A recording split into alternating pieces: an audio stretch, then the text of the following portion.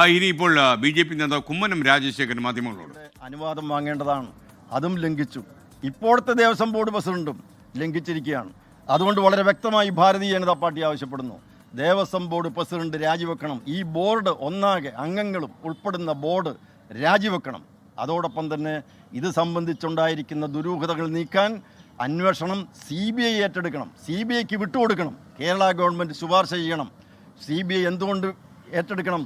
ഇത് സംസ്ഥാനാന്തര ബന്ധമുള്ള ചില ഏജൻസികൾ, ചില ശക്തികൾ ഇതിൻ്റെ പിന്നിൽ പ്രവർത്തിച്ചിട്ടുണ്ട്. CBIക്ക് മാത്രമേ ഇതിൻ്റെ ഉള്ളറ രഹസ്യങ്ങൾ പുറത്തു കൊണ്ടുവരാൻ കഴിയുള്ളൂ.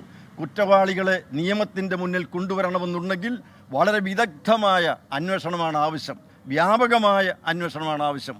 അത് CBIക്ക് മാത്രമേ കഴിയുള്ളൂ. അതുകൊണ്ട് ഭാരതീയ ജനതാ പാർട്ടി ആവശ്യപ്പെടുന്നു, ഈ സംബന്ധിച്ചുള്ള കേസ് അന്വേഷിക്കാൻ അത് CBIക്ക് വിട്ടുകൊടുക്കണം എന്ന് കേരള സർക്കാരിനോട് ആവശ്യപ്പെടുകയാണ്. കേരള സർക്കാർ അത് സംബന്ധിച്ചുള്ള ശുപാർശ ഹൈക്കോടതിയിൽ നൽകണം എന്നാണ് ഭാരതീയ ജനതാ പാർട്ടിക്ക് ആവശ്യപ്പെടാനുള്ളത്. ലോകത്തെവിടെയായാലും ഏത് സമയത്തും 24 വാർത്തകളും ഓഗ്മെന്റഡ് റിയാലിറ്റി പാക്കേജുകളും എക്സ്പ്ലെയിനറുകളും വിശദമായി കാണാൻ ഞങ്ങളുടെ YouTube ചാനൽ നിങ്ങൾക്ക് സബ്സ്ക്രൈബ് ചെയ്യാം.